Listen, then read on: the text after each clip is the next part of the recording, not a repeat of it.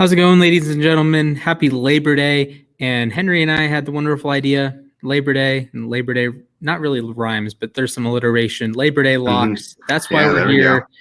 Yeah, we each have a couple picks, some week one predictions, some season-long predictions that we are really confident about. So today, Labor Day locks. How are you doing, Henry? I'm doing well. Just got back from Rosh Hashanah dinner. Lashana Tova to all my Jews out there. And it's a good night. It's a good day. It's definitely sad that summer's over, but yeah, for sure. Gotta keep working. Yeah. Now, speaking of working, the NFL returns Thursday. I'm so excited. Oh, that's exciting. We are just a week away from watching Lamar Jackson play football again. I for one cannot express my excitement enough. And I'm sure the Jets will have some exciting moments for you, Henry. Yeah, I think so. I think this isn't going to be a write-off season. Oh, it is a write-off season. I think it's going to have some fireworks. It's not. It's definitely going to be an upgrade from that Adam Gase offense that had me falling asleep in the second quarter. It was just not fun to watch. So I'm definitely excited for that to keep going. For sure. And your Ravens, albeit the RB room questions, they look poised. That one's sad, but I don't know. I think I talked about it on a different show that I really don't want. I'm thankful that we're not going after Todd Gurley. I don't want Le'Veon Bell and Devontae Freeman not really vibing with me right now. At a certain point, I'd rather get I think his name was Matthew McCrary. He was like a preseason backup because I do think this is going to be a Gus Edwards and Tyson Williams show. And you think about it, and it's Baltimore. It's Lamar Jackson rushing attack. It's the Greg Roman. It's never been about the players. It's been more about the scheme itself.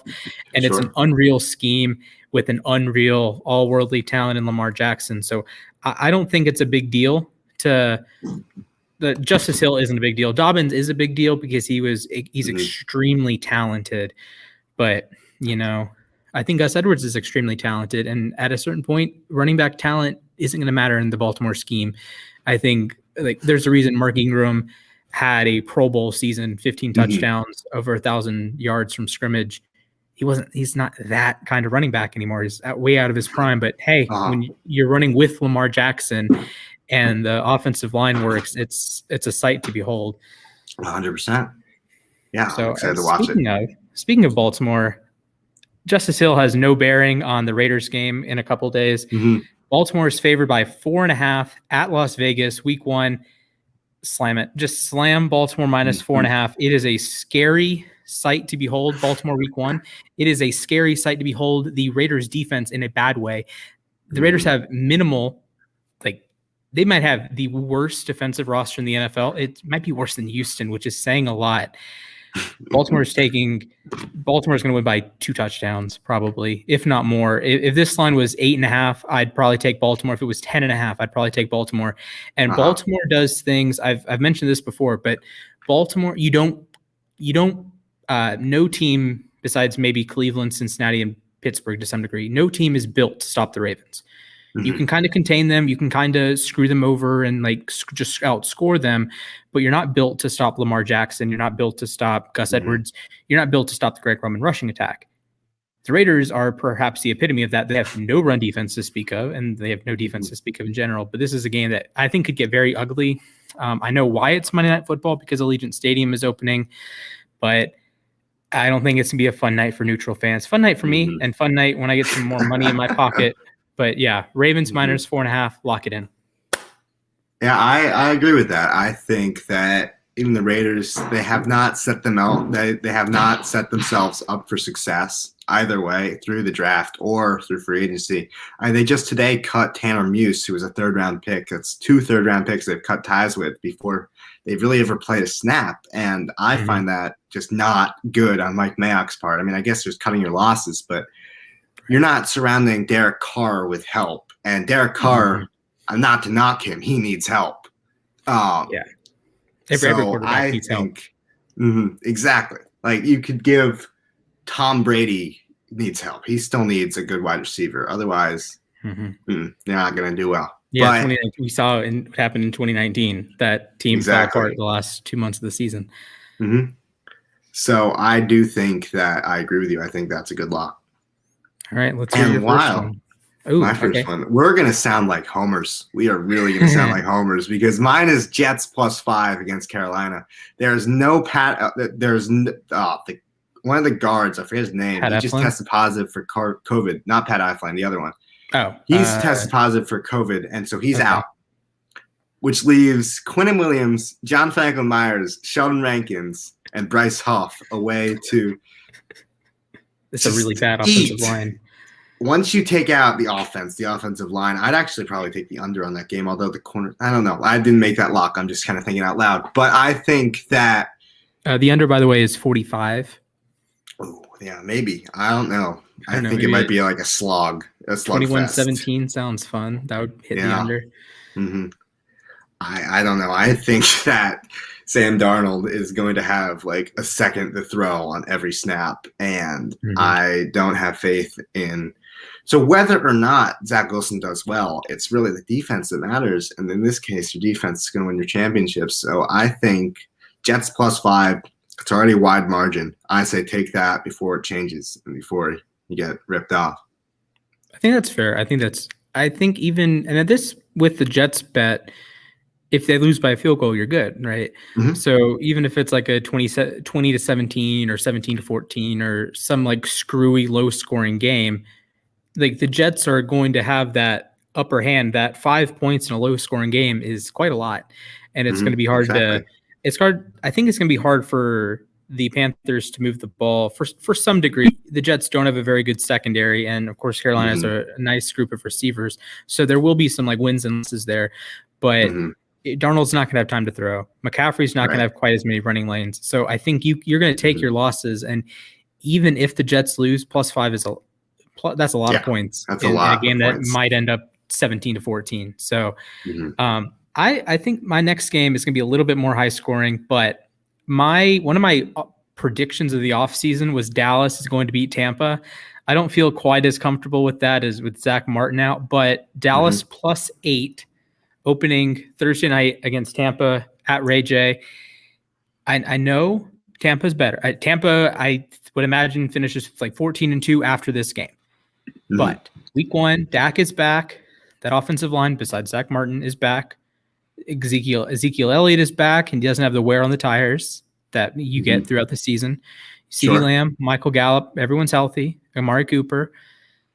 The defense, I think there's going to be some like immediate boost to the defense. As weird as that sounds, you're bringing in Dan Quinn. So I think there's going to be some rah-rah first couple weeks that they play really hard for the new coach.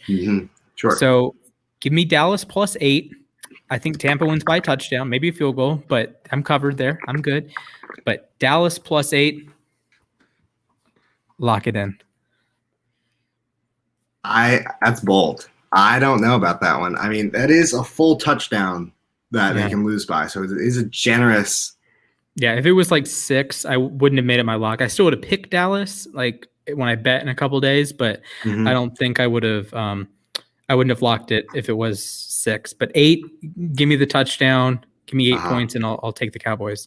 I say that's it. I'm torn because I think Super Bowl champs, you don't want to bet against the Super Bowl champs. And the last couple of years, I was thinking in my head, I was thinking through, and it's like, okay, well, New England steamrolled Pittsburgh a couple years ago. Kansas City beat Houston last year, and you're just cycling through and like, okay, Denver beat Carolina by a field goal back in 16. I think, did Atlanta beat Philly to open 18? I don't remember that game at all, but there's like a variety of games, and then that one year Baltimore got creamed, but that was on the road at Denver, which was weird. But I don't know. This could backfire, but I'm confident that Dallas will score enough points against the Tampa Bay defense.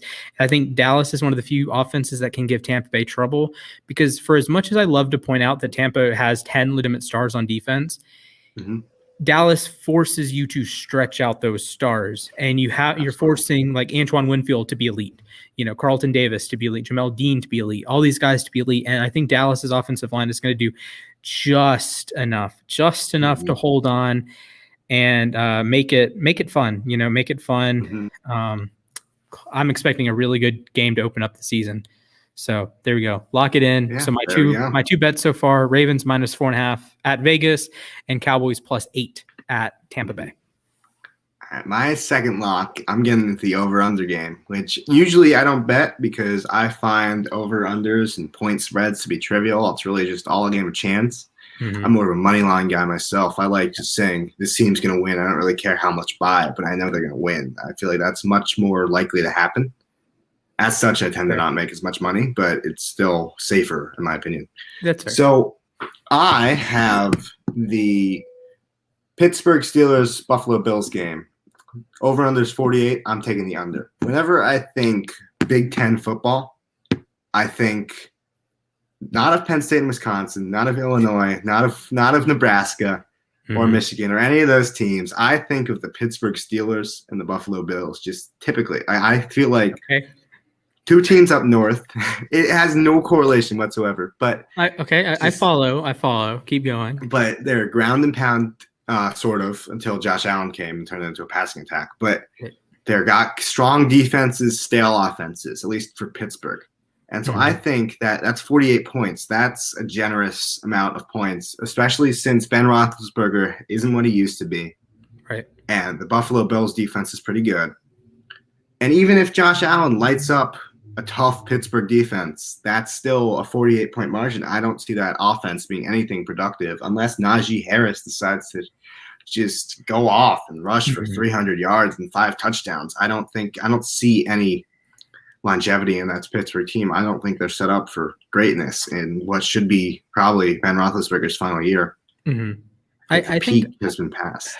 I don't know. I agree with everything you said. It's a little screwy to me because a 31-17 gets a push. I think it's hard to score 31 against Pittsburgh. They just don't allow points. And I don't know. If you're stuck at maybe 27-17, you're good on that. Yeah. At that point, you're just kind of hoping Pittsburgh doesn't have there's no Hail Mary, no fluky touchdowns. It's just a pretty cleanly played 27-17. I think that's a good bet.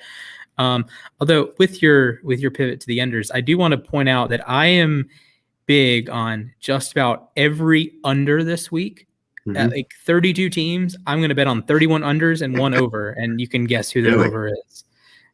Yeah, you can guess who the over is because I think the points per game, points scored last year were inflated because defenses didn't have time to prepare, and it's easier to cobble together a competent offense than it is to cobble together a competent defense. Sure. So you had some games last year that, say Ravens Browns week 1, the Ravens had no business scoring 38 points that game. But hey, it's week 1 against a defense that hadn't practiced together. There were some really stupid scores early in the season, but I think those stupid scores are going to swing the opposite direction because these defenses, they've been working for 6 months. And we saw in preseason, these defensive coordinators do not care about the offense. They will blitz Trey Lance. They will rotate coverages and send everything possible at these quarterbacks. And yeah, Trey Lance is a rookie, and there's essentially every other quarterback in the league will have seen that before.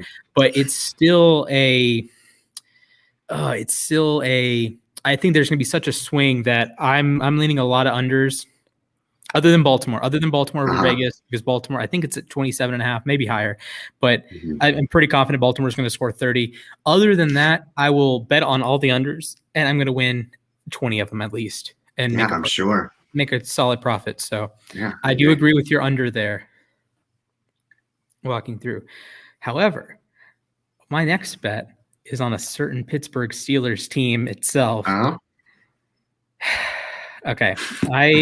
This has to be hard for you. Yeah, I'm going to age myself. I'm 20 years old. The Pittsburgh Steelers have not had a losing record since 2003. I was 2 years old. I wasn't in pre-K yet. I was 2 years old. And I expect the next time the Steelers go under 500 is not going to be this year. Did you say 2003? Yeah, 2003. Splash, I wasn't born the last time the Steelers had a losing season. Okay. See what I mean? So I think Pittsburgh, their over-under for the season is 8.5. It's one of the easiest overs for me. That I don't care how bad it gets in Pittsburgh. Ben Roethlisberger was injured in 2019. They lost the first 2 games with him. Then I think they lost the 3rd game to San Francisco. Mm-hmm. Then Mason Rudolph and Duck Hodges won 8 of the next 12. Not 8, 8 of the next, is it 10? 8 of the next 10. Mason Rudolph and Duck Hodges went 8-2 for a stretch.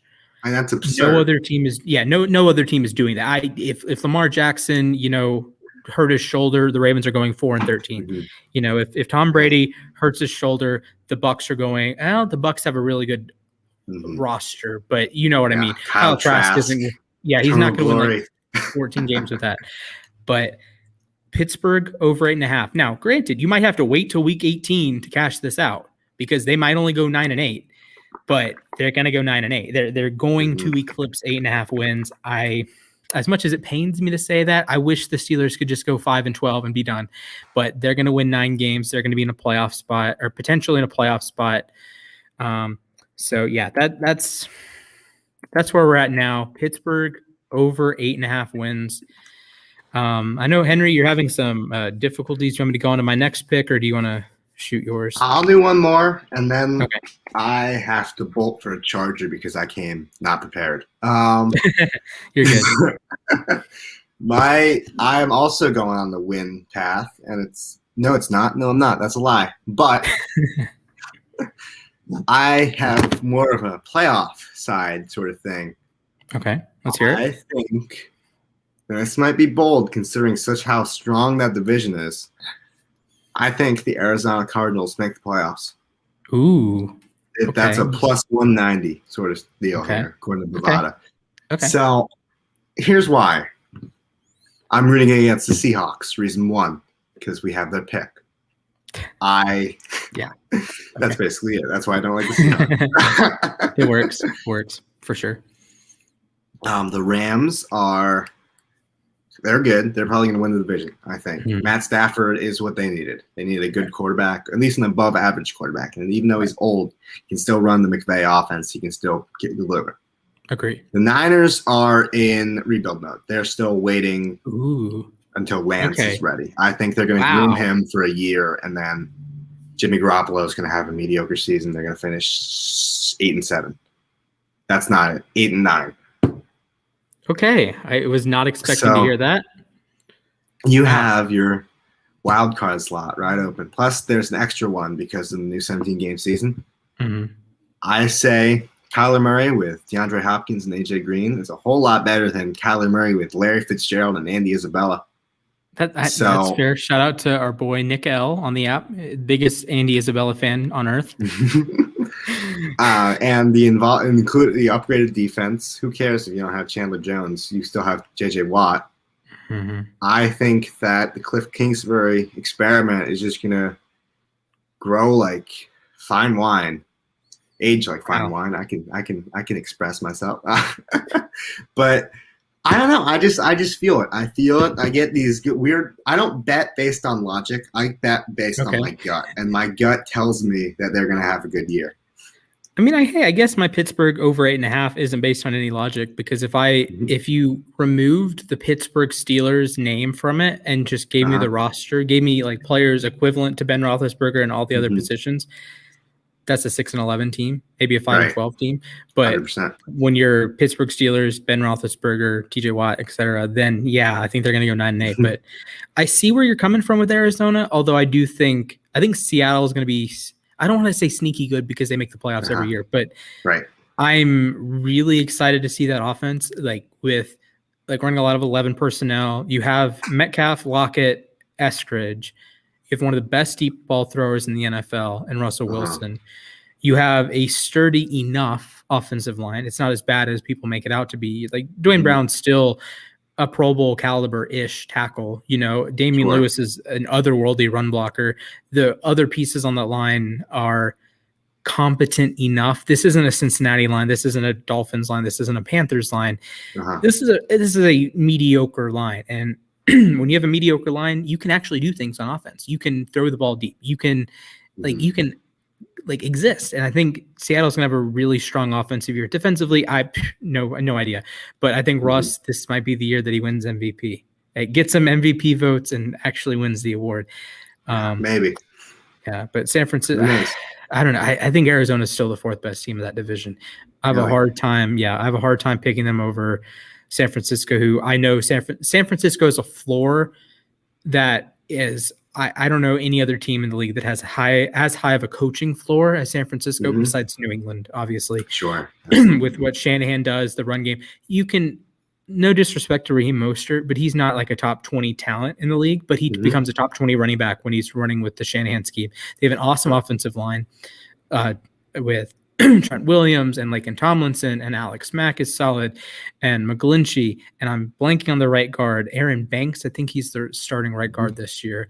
Debo and Ayuk, that's a really talented offense. And defensively, you have perhaps the best defensive player in the division. No, Aaron Donald and Jalen Ramsey exist. You have Nick Bosa, who's going to be the best edge in that division. I think he eclipses Chandler Jones this year. Yes, I agree. If not already. But Nick Bosa is unreal. Fred Warner is unreal. So, yeah, it's not Donald and Ramsey, but it's I don't want to say close to Donald and Ramsey, but it's like the Walmart version, I guess. Yeah. So they're really friggin' good. And then, well, I guess Wagner's still there too. Wagner's out in Seattle. And, of course, Jamal is there, your favorite player. Yeah, love him. Yeah, with that said, so I do disagree with the Arizona pick. I don't feel comfortable in betting on that. I know why you're saying it, but I respect that. I think that's a gamble. Yeah, for sure. Very hit or miss. All right. My next pick, we're staying in the AFC North. Why did I do this to myself? The Browns are going to win 11 games. Their over-unders at 10.5. I think the odds on them winning over is -125. So it's a slight. Vegas is slightly leaning towards 11 more than 10, but I think it's a good value. I think they win 12, maybe even 13 games.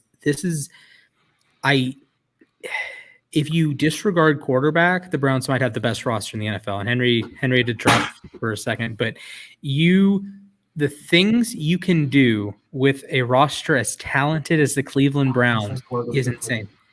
And the best part about it, what's the weakness in Cleveland? The linebackers, right? Quarterback is good.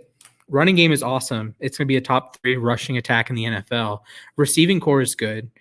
I mean, your tight ends are passable. Offensive line is the best in the NFL. Defensively, you're going to be good. You have a superstar edge. You have a good complementary edge. You have enough on the interior that you're not going to get steamrolled by teams like Tennessee. Do they even play Tennessee? I don't think they play Tennessee. No, they don't.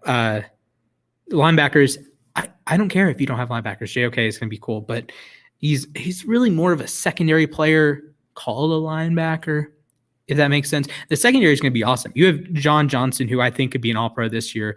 Delpit and Greedy Williams are coming in, who are really like essentially a year younger one. So Delpit would be like a rookie, and Greedy Williams is coming into his second season because they both missed last year with injury.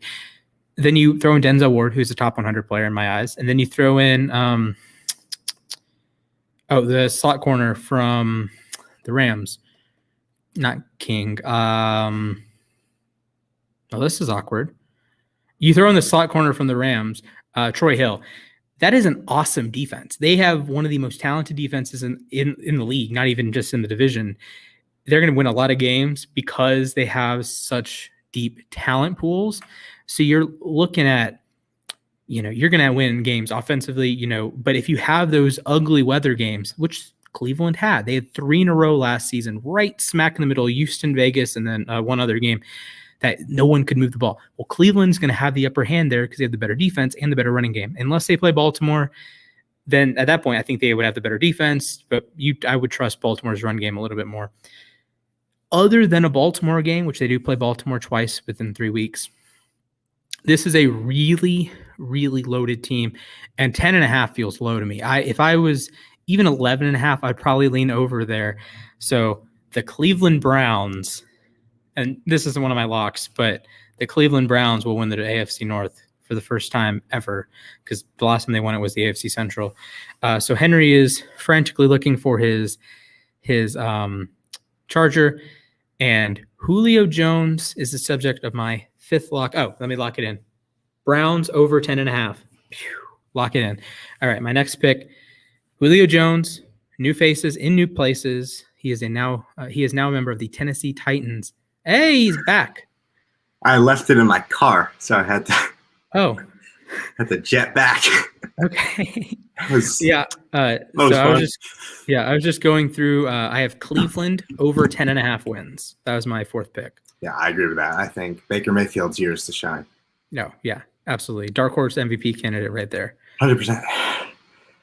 My next one's another over. Okay, let's hear it. Justin Herbert, over 28.5 passing touchdowns. I think you got your air raid. You got I'm out of bed. I just ran up and down to my house and then went to the car. I think that he had a strong. You take a second to catch your breath. I'll go through the receivers and stuff. So Herbert's going to be throwing the football to the likes of Keenan Allen and Mike Williams and Austin Eckler, who should be healthy, and Jared Cook, and one of my favorite late round sleepers, Donald Parham, who is a 6'7", just essentially basketball player playing football. He's going to catch 10 touchdowns. Right. So the touchdown opportunities are going to be there. And I mentioned with Eckler, how many rushing touchdowns are the Chargers going to score? Many. Yeah, it's like the 2019 Jags had a total of 3 as a team. And granted, the 2019 Jags were a terrible team and the Chargers are much better. But if you're thinking from even a fantasy perspective, you're thinking, okay, how many total touchdowns are the Chargers going to score? Well, they have a good offense, good offensive line. They're going to score a lot of touchdowns. But then you think, who's going to take those rushing touchdowns? Eckler might have a couple. Herbert might have a couple. But a couple out of 40? 50 touchdowns? Mm-hmm. If they score, let's say they score 50 total touchdowns, there's going to be 40 passing touchdowns and 10 rushing touchdowns. And then you sprinkle in some defensive and special teams ones, of course. But you're talking, I would be shocked if Herbert doesn't have 30 touchdowns this season. Yeah, I totally agree with you. And that line feels really low. Yeah, right? With the addition of Joe Lombardi over Anthony Lynn, who's just ancient in terms of football IQ, I just think that they're taking another level. They're just going to take it to another level. I think that's fair, 100%. In Mina Kimes' of ESPN's story about Justin Herbert, he is the type of person to make you put the cart back, which just gives him he goes all the way up to here on my favorite quarterback because you always have to put the shopping cart back. Yeah. Always. It's one of my pet peeves. I'm trying to park and there's a shopping cart in my way because someone wouldn't want to return it to the style. Just return the shopping cart. Oh, man. I agree with that. I know. I think maybe 2 years ago, maybe actually earlier this year, I went with my grandmother to the shopping center, and she was happy to see a shopping cart in the parking spot adjacent to her. And I just kind of threw my arms up what? How? I would rather be safe and then walk and get a shopping cart than have just one just chilling there. Because those things have a mind of their own. That's when you get your car damaged. That's when people get exactly. That's when people get run over and hit by a stray shopping cart. I don't know. The shopping cart thing, 1,000%. Justin Herbert for MVP now. You put it in the thing. Oh, man. I can't imagine. Speaking of putting it in the thing, Julio Jones in his career has had a pretty bad scoring problem. He's really bad at putting it in the thing and the ball in the end zone at this point. His over-under, this is for a Hall of Fame receiver in his prime, over under 5.5 touchdowns. Are you kidding me? Really? Only 5.5? Yeah, only 5.5. So if I was a betting man, which I am, you look at this Tennessee offense, A.J. Brown's probably going to be the between the 20s guy, the yak guy, the contested catch guy. This is a perfect time for Julio Jones to be the guy in the red zone. Now, of course, Derrick Henry is going to have his fair share of touchdowns. But if I would be shocked if Julio Jones doesn't have 8, 9, 10 touchdowns. Right. I fully expect Julio to have his career high in touchdowns.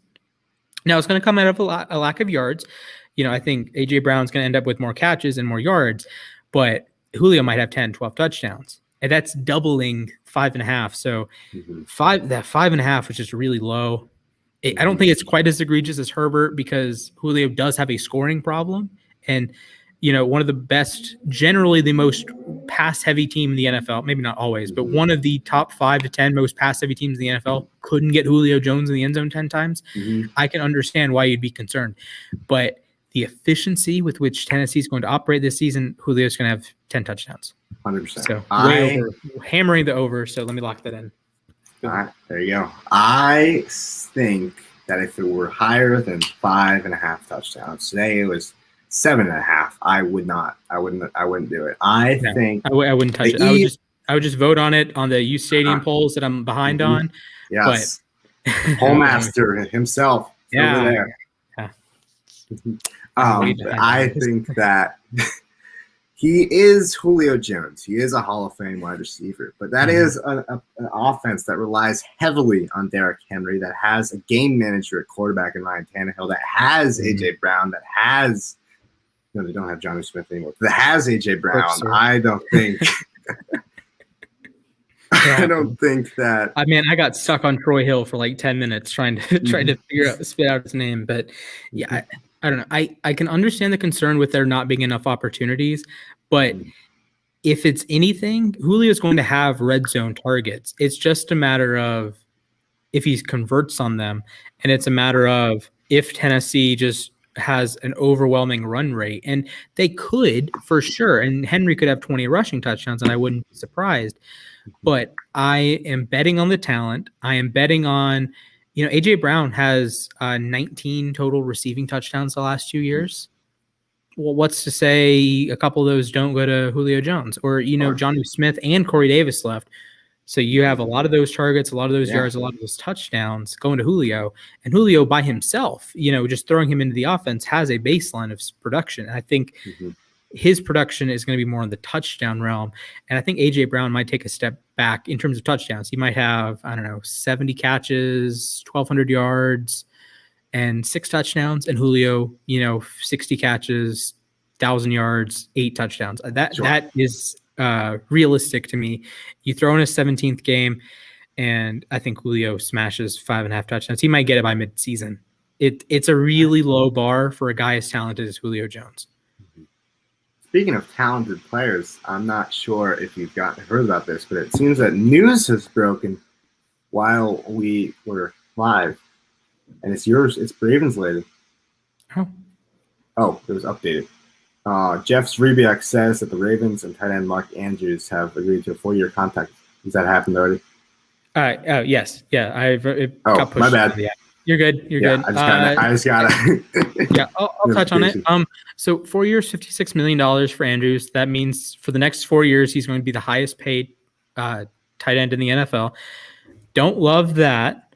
I wish it was 11 or 10, 11, 12. I'd be cool with. I get why. I get Baltimore had to do this. They had to secure a pass catcher for Lamar Jackson because you're about to pay Lamar Jackson a lot of money too. So I get it, but I think it's a little rich. Although, again, it's going to be a little rich until TJ Hawkinson makes 16. Inflation is a real thing, and there's going to be tight end contracts during the course of the Andrews deal that are going to pass Andrews. And in 3 years, it's not going to be that bad. But right now, it is a little high for me. I wish you saved a couple $1 million there. Do you think that Mark Andrews is on that elite tier of tight ends, or is he in the pretty good tier right below, like Kelsey and Kittle? Okay. So I'm Kelsey. So Kittle 1, Kelsey 2, Waller 3. And then like Mark Andrews kind of exists in a bubble by himself.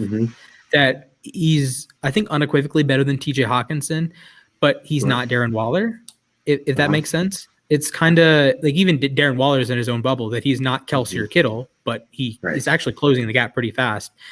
Or it's like Deshaun Watson. He's to me, he's the third best quarterback. He's not going to catch Mahomes and Rodgers, but Russ and Allen have quite a ways to go to catch Watson. So Andrews is tight end 4. He could be knocked down by Pitts or Hawkinson because those guys have loads and loads of potential, and there's a reason they were both top 10 picks. But I get it, Baltimore, and I get that he's the most reliable receiving option. I understand every ounce of it, but I still think it's a little bit of an overpay. Uh-huh. Yeah, I think that's fair. Congratulations to Mark Andrews. Yes. Glad to see you. Jason Bag King, finesse it. Glad to see you in a Baltimore Ravens jersey the next 4 years. So congratulations to him. Speaking of congratulations, do you want to head into some team over-unders? You are the segue king. Let's do it. Okay. Well, I think we know your answer to this question. Arizona Cardinals over-under is 8.5. I'm going to go 8 and 9. This is a really tough one. Like, I think they're an 8 and 9 team. I think they're a 10 and 7 team. Ooh, okay. Atlanta Falcons over under 7.5. That's a tough one. I'm thinking under. I don't see the Falcons winning 8 games. Mm-hmm. Like, I can go through their schedule and they'll be like 5 and 12 or 6 and 11. It's like I can't. I think this line's too high. I might this is a bet on principle that I think it's a full win too high. Mm-hmm. Like if it was 6.5, I could see you getting screwed over by, I don't know, Tampa resting a week or an injury to a random team that was supposed to be good. I could see like lucking into 7 games. I don't think they can luck into 8. I think you're correct. I have them at what the equivalent of a 7 and 9. So I guess that's 6 and 11. Yeah, give or take. Just I think under. I don't know. Yeah. I don't think Matt Ryan. I think he's past his prime. I lost think Julio Jones. Mm-hmm. How much of an impact is Kyle Pitts going to make? I think Pitts is going to be good. I have a lot of faith in the offense. I think the offensive line is going to be really good when healthy. Defensively, I can list off players, but outside of Grady Jarrett and Deion Jones and Foyesade Oluokun, no one else, AJ Terrell, no one else is making an impact that I think matters. So it's just tough to see them winning 8 games. 7 games, maybe agree. 8. No, so slamming the under on that one. Baltimore Ravens over-under is right at 11. I hate that it's 11. If it was 11.5, it's an easy under. If it's 10.5, I think it's an easy over. 11 and 6 just feels the right number for Baltimore. So I wouldn't bet on this because I think I would just get my money back. I think you're correct. I'd say that's a push. Yeah. I hate to say it, but I've talked it through on some other shows that Baltimore has the easiest hard schedule ever. If you like rank all of the teams they face outside of the division, the 6 hardest are at M&T Bank Stadium. The 5 easiest are away. Okay. Baltimore is a historically pretty good home team, so excluding the getting massacred by Kansas City week 2. Man, I'm gonna have to be on. I'm going to have to do a live show within 48 hours of the Chiefs just destroying Baltimore. That's beside the point. Outside of that game, Baltimore should be good at home, and you have very winnable games away from home. The hardest one is at Miami, and Baltimore owns Miami. So 11 and 6 just makes sense to me. Yeah. I'd be as bold as to say 12 and 5. They luck into one of those hard games. Yeah, that's the issue with like exactly 11. Yeah, right. I could see them like they lost twice to Pittsburgh last year. Who saw that coming besides Steelers fans? Like Lamar had a COVID game. Okay, they probably beat the Steelers otherwise and win 12 games. Okay, 100%. Whatever. Speaking of 11 wins, the Buffalo Bills. Again, exactly 11. I'm slamming the over on this one. I can't. All fibers of my moral being just lead me to just go under on this one. Ooh, under 11. Under 11. I think they go 10 and 7. I don't know. I think that they had a walk through the AFC East this last year. I think they swept the entire division, except for like one loss to Miami. I think that's improved teams on all fronts. It's going to be harder to beat the Jets twice. It's going to be harder to beat the Patriots twice if Mac Jones pans out. It's going to be definitely harder to beat the Dolphins twice to a sophomore campaign. He's more experienced. He's more talented, some might argue. I don't know. But I just think it's harder. I think now the league is on notice. Their fluke year is done. I think 10-7 at best. Wow. I think that's the team that can win 13 games. I hope I'm right. I don't know. I can't deal with Josh Allen being good. The amount of crap I've talked about him when I was trying to defend him under Sam Darnold. Sam Darnold's better than Josh Allen. No, he's not. For my own sake. All right, I understand where you're coming from. I can't do it. Speaking of Sam Darnold, Carolina Panthers over under 7.5. I'm playing the unders game here. Sam Darnold is not a good NFL quarterback. He's not. I don't know what people see. They saw the one highlight play game. You didn't sit through the Adam Gase era. I mean, that was awful. It wasn't even at some points. It wasn't Gase's fault. It was Darnold missing the open man. It was Darnold being too scared and collapsing in the pocket before he needed to. It was Darnold trying to make something out of nothing, and he finally fixed it at the end of the year, and that's why they won 2 games. They finally got him to make you stop to throw away the football, and I'm hoping that Matt Rule does something because I like the Panthers, but I don't see it. Not with that line. I mean, that's worse than what was sent out with the 2019 Jets. Yes, that's people need to realize that, yes, Carolina has a really good receiving core. I love DJ Moore. Robbie Anderson's cool. Terrace Marshall is going to be awesome just because, and Christian McCaffrey is, Christian McCaffrey. But when your team has QB 32 and nothing, say what you will about flashes. Well, Sam Darnold has not proven to me that he's better than the 32nd best quarterback in the NFL. Absolutely not. You have an offensive line that is going to be poor. It is not going to allow you what you want to do. It is going to actively hurt what you want to do. It's hard to win a lot of games that way. This is the under, or I'm a big time under this one. Again, you could see them maybe fluke into 7 wins. Maybe let's say they sweep Atlanta. They do have a 4th place, or no, Atlanta has a 4th place schedule.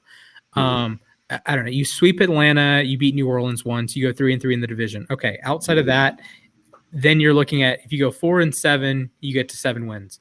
I think Carolina could do that. You do play the Jets. You do play Arizona.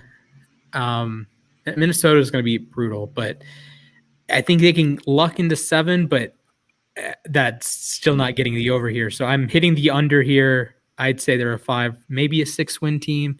I think Carolina is over. It's the weird thing that most people think Carolina is bad. I don't think people realize just how bad Carolina can be. And I went through my rankings last year. I did weekly quarterback rankings. It's the only week that Sam Darnold was above 26 was week 1. Really? Heading into the season, I had him 1 spot ahead of Josh Allen at 21-22. After that, Allen goes top 3 almost immediately, and Darnold's 28 the rest of the year. And Darnold was flirting with the 30s, and it just depended on who was starting for Dallas. If it was Ben DiNucci, he's better than Ben DiNucci. Congratulations. If Colt McCoy, he's probably better than Colt McCoy. There's a couple, he's better than the Denver guy. He's not better than Drew Lock. I think Lock is a little bit better, but if it was Brett Rippon or Kendall Hinton or any number, Brandon Allen starting for the Bengals, okay, I'll give you the backups, but he was almost consistently a bottom 5 quarterback. Yes, he was a game manager, but he didn't know how to manage. Basically, he has had more turnover-worthy plays in all 3 of his seasons than big-time throws. Now, that's not a Gase thing. That's not a weapons thing. That's not an offensive line thing. Those are all on Darnold. Darnold is fundamentally making bad throws. For those that say Adam Gase ruined Sam Darnold, I contest that Sam Darnold ruined Adam Gase. I don't know about that one. I don't know. Adam Gase. Look at how he performed with Flacco. They still kind of got close to winning. Yeah, they probably should have beaten New England. Right. If Flacco doesn't have a stupid interception with 2 minutes, you probably beat New England. And they beat the Raiders, if not for Greg Williams. Yeah. And now it's a 4-win team we're talking about, which is a lot better than 0-16. Yeah. That was a goofy. A goofy season all around. Not fun to watch. No. Tell you that much. Oh man. Hey, at least this year you got Zach Wilson, you got Michael Carter, you got Elijah Moore, Corey Davis. There should be some excitement there. I don't think you're going to win a ton of games, but there should be some excitement there. Chicago Bears 7.5. I don't want to touch that. I think this is a really good. This is a really good line to me. They're a 7 or 8 win team. I think I would lean under. I think so too. I need to see who the quarterback is. Andy Dalton, it's under. Like Justin Fields comes in, does well, it's the over. But I'm not confident in Justin Fields either. I really don't know what's going to happen with Chicago. I don't like their defense. I know it has a reputation of being an elite defense. I understand. I like the names: Khalil Mack, Eddie Jackson, Roquan Smith. Yes, I agree. All of them are great players, but fill in the gaps. What's stopping the Bears from being the Falcons? Right. Like, seriously. And before you say, well, the Falcons had a better scoring defense than the Bears did the last 3 quarters of the season. So a huge sample size, the Falcons were a better defense. Really? Well, if Chicago is so elite, why were you worse than a awful defense for 3 quarters of the season? That does not make sense. I don't know. I don't think Matt Nagy. I think he's gone after this year. I think so too. And I hate to see it because you don't want to give like 3 different you don't want to give 3 different head coaches to your starting quarterback, like say Cleveland did. But man, you're in a bad situation. Nagy, I think, can be a good coach, but this is a prove it year, and I don't think you're going to prove it with a rookie quarterback. I agree. That's the issue. So we have another bad head coach coming up. Cincinnati Bengals 6.5. I know Bengals fans want to be excited, but if I were a Bengals fan, I would rather just totally blow this season and go like 3-14, get a good draft pick, make sure Zach Taylor is out of the building because Joe Burrow is good. It is established that Joe Burrow is an 100%. Effective NFL quarterback. Yes. There's some things to work out, but you have established he's an effective NFL quarterback. I'm down. He's going to year 2 after the ACL. I think he's going to be a lot better than year 1 after the ACL. So I don't advocate tanking, but it would be probably in Cincinnati's best interest to go 4-13 rather than 7-10. 100%. So, I think you have the first step of the rebuild, and that's a good quarterback. Yeah. That's the hardest part, too. So all you have to do if you're the Bengals is you just got to fill in the gaps. Fill in as many gaps as you can. If Jamar Chase gets over his preseason yips, you've got a good wide receiver core in T. Higgins and Jamar Chase. That's all you need, really. You just need a good offensive line and a solid defense, and then you'll be set. Yeah, and that's it. As much as I said before the draft that I would take Sewell and figure out wide receiver later, Jackson, whoa, that was unexpectedly loud. Like Jackson Carman, I think. Okay, Cincinnati did not win or lose the Super Bowl on this draft. It's every draft moving forward. It's making sure they have the right quarterback, making sure they have the right head coach moving forward, so you can capitalize on having a good roster, because they have some really nice talent. The wide receiver core is really good. The offensive line, like Jonah Williams is a good player. Dante Smith has been good in preseason. Defensively, you have Jesse Bates, who is as good as it gets as a safety. Trey Hendrickson might be a flash in the pan, but who knows? He's not a flash in the pan yet. Yeah. You have talent to work with. It's just I don't think it's advantageous for them to use their talent. I 100% agree. I think it's a throwaway year. See what you can out of your rookies, see where you can improve, and find yourself a new head coach. For sure.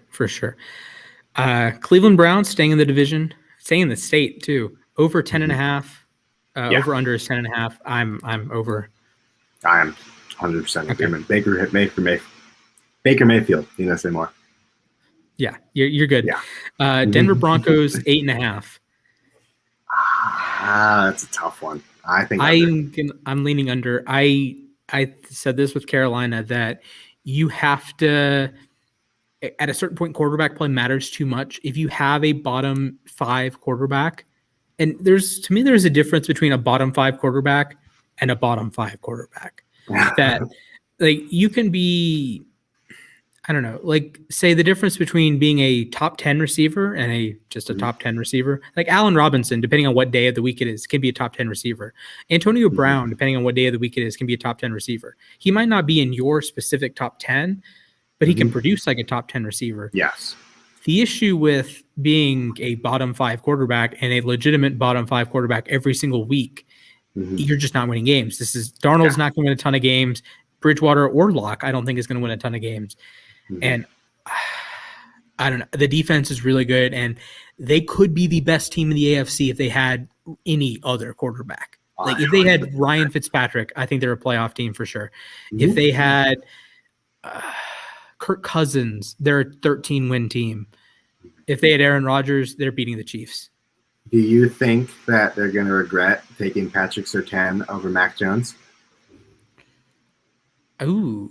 I think I would regret taking him. I would regret taking Surtain over Fields. Surtain's going to be really good. I know Surtain's going to be really good, but you can develop corners. You can get competent play out of a corner. And corner is so volatile that Marshawn Lattimore was pretty bad last season. He's a top 10 corner. He was pretty bad. Right. Like, yeah. Stephon Gilmore is in a lot of people's top 5s, and he wasn't very good last season. It happens, you know? Right. And these guys have these fluky years that just, if you just capitalize on it, and like William Jackson might have the best season by an active cornerback. He hasn't hit that again. So you can have these tremendous ebbs and flows as a corner. You need to hit on quarterback. That Surtain is nice. Horn is nice. Carolina falls in the same boat here. And I forget who. Farley for Tennessee. All those guys are going to be nice. Farley pending health, but they're not a quarterback. And exactly. I'm leaning under with Denver, which actually pays out more because they're would be plus 110. So I'll take that. I might throw $1 on that. Detroit Lions over under 5 wins. Yeah, that's tough. Man, I hate these bad. I hate the really, really bad. Like, because at least with, say, like Buffalo at 11, like I can see them overachieving or underachieving. Detroit, can Detroit win 6 games? Like, I don't think they can. I don't like Detroit.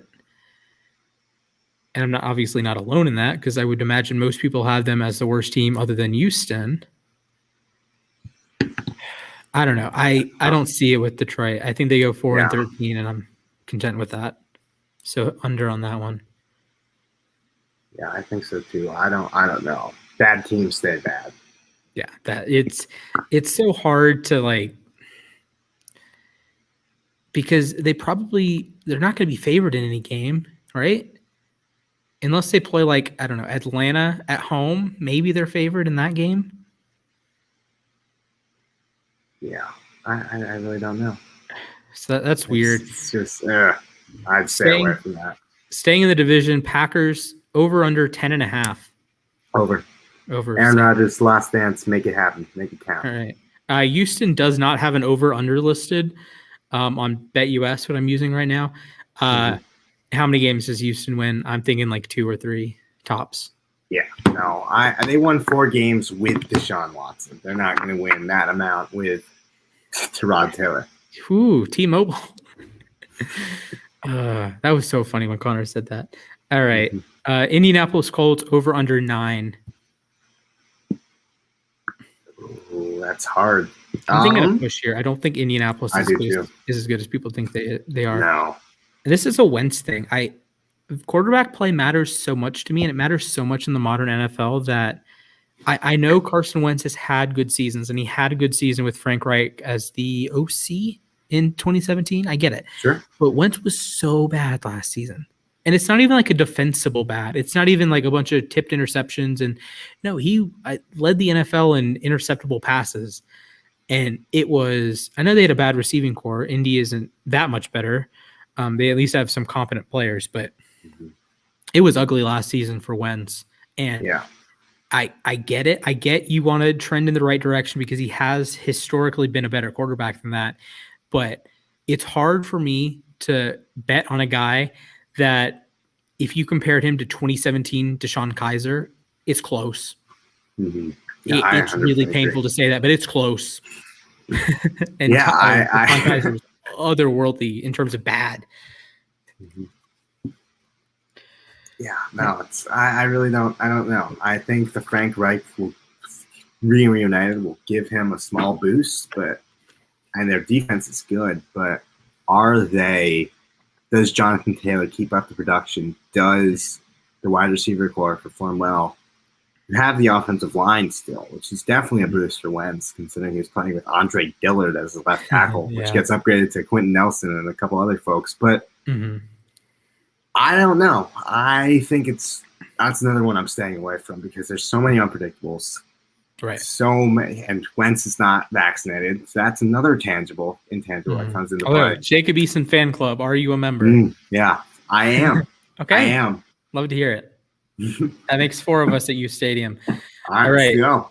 All right. Growing in size every day. Yes, Jacksonville Jaguars over under 6.5.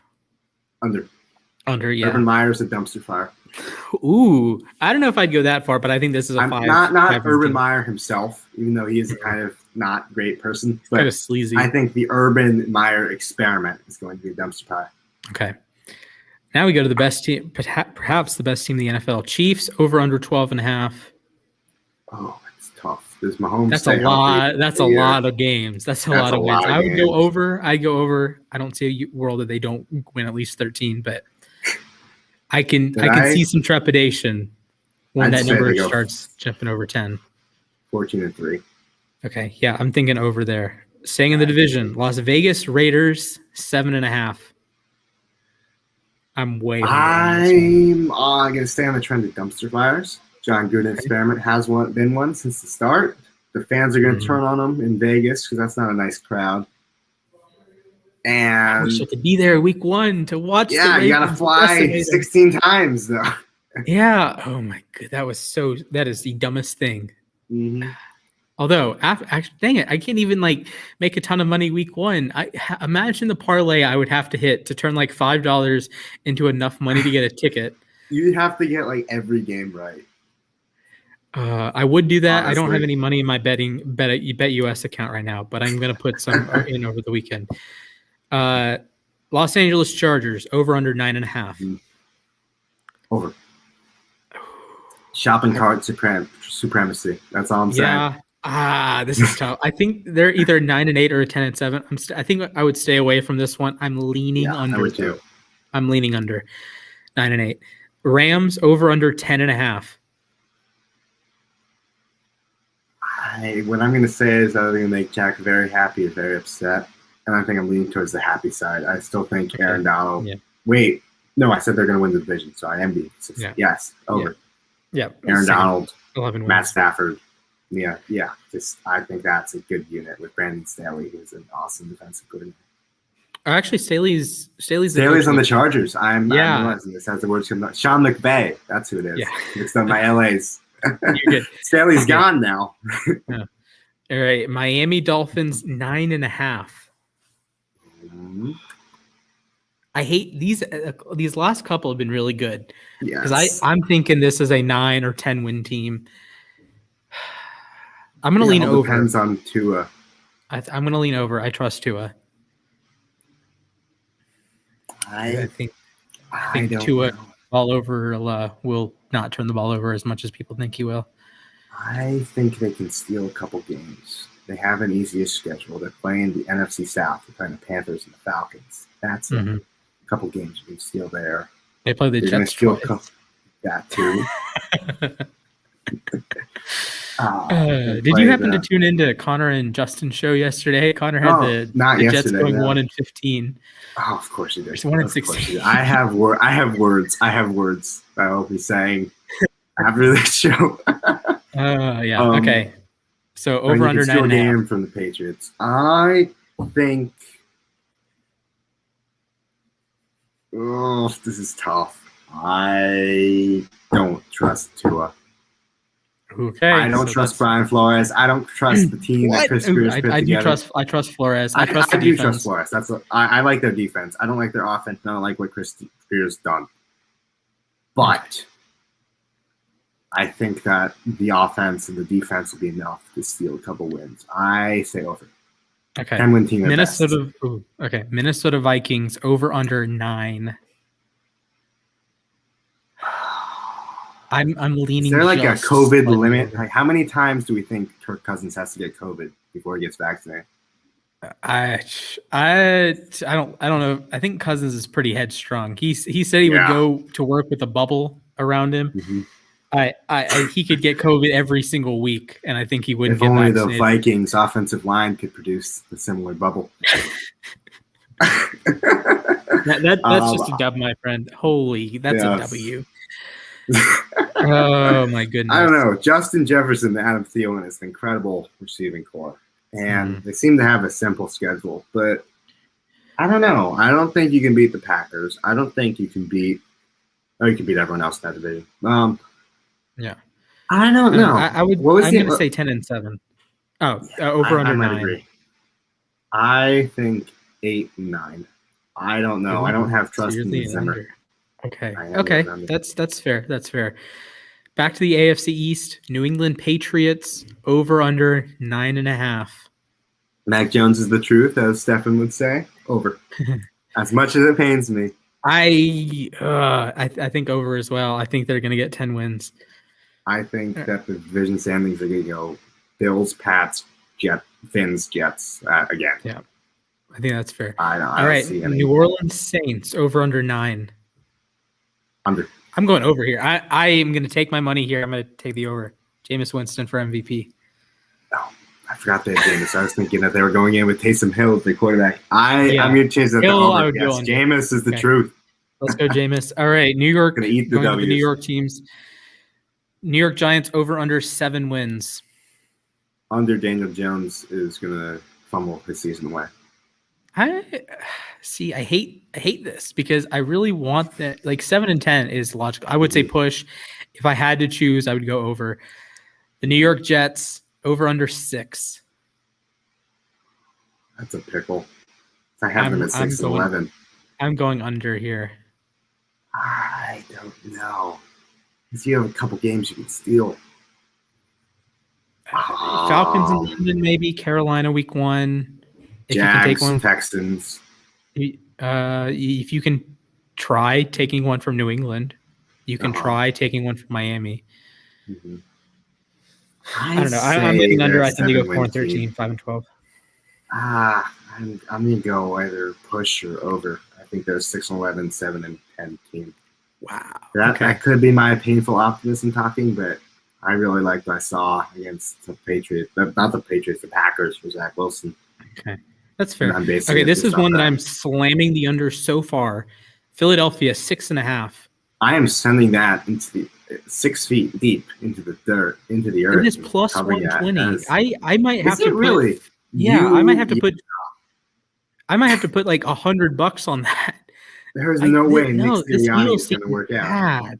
Like I like Jalen Hurts. I like Jalen Hurts a lot, but they're not winning 7 games. It's a supporting cast. It's Devontae Smith, Miles Sanders, Jalen Reagor, like a bunch of. I don't like that. Unproven. I don't know. I'm gonna have to bet on that one. Steelers over under 8.5. I touched on that one. I'm over on that one. Yeah, I'm still thinking that this is finally for the first time in my life we're gonna have a losing. Oh, you're a bolder man than I am. I'm gonna say 8-9. Okay. San Francisco over under 10.5. Well, I touched on this. Mediocrity. Trey Lance gonna rest for a year. Jimmy G's gonna kind of like be left to the Sharks. Just not gonna end well for San Francisco. No matter how much Kyle Shanahan game plans, no matter how much they lost Robert Saleh. Yes. Granted, their entire defensive line was hurt last year. We kind of killed all of them off. Week 2. Good old turf monsters. Yeah. Yeah. And you do have some of that back, but is D'Amico Ryans, how well trained has Robert Saleh trained D'Amico Ryans? Mm-hmm. How is he going to adapt to having a quarterback competition? How are they all going to keep up the same pressure? What has changed in San Francisco to make it seem like they're not going to repeat what they did last year. Good point. I'm going to lean the under. I think they're a 10-win team, though. I think they're more of a 7-6. Okay, wow. I don't trust it. Even though Shanahan, I know I'm going to get flack for that, but I don't think Shanahan can fix that. We're going to have to check back in 4 months, and all these are going to age so poorly. Oh, my God. I'm just going to be like 0-15. Yeah. Okay. Seattle Seahawks, over-under is 10. Under for the sole reason of Jamal Adams and the fact that the Jets have the draft pick. Well, I'm going to say over. I'm an under. Oh, yeah. I'm going to say over. Yeah. You go under. Okay. Washington football team, 8.5 wins. Over or under? How much magic does Fitz still have in the tank? I don't know. I like their supporting cast. I love their defense. But can Riverboat Ron manage a diva like Ryan Fitzpatrick, who's 37? Has never been in the playoffs. That is so wild to me. Is he really? He got so close with the Jets. And they threw a pick in the Dolphins last year. He was maybe, I don't want to say maybe COVID away, but because the Buffalo probably collapsed him anyways. But this, I think Fitzpatrick is going to make his playoff debut this season. 9 wins. I like that. I think I'm with you. 9 wins. Getting the crap NFC East got playoff push. All right, last team. Tennessee Titans, over under 9.5. Ooh, that's another tough one. This is a very easy over for me. I think this is a very good team, a very good offense. And again, like I said with Baltimore, teams aren't built to stop Baltimore. They're not built to stop Tennessee. You have 2 elite wide receivers and an elite running back. And America a good enough on Derek.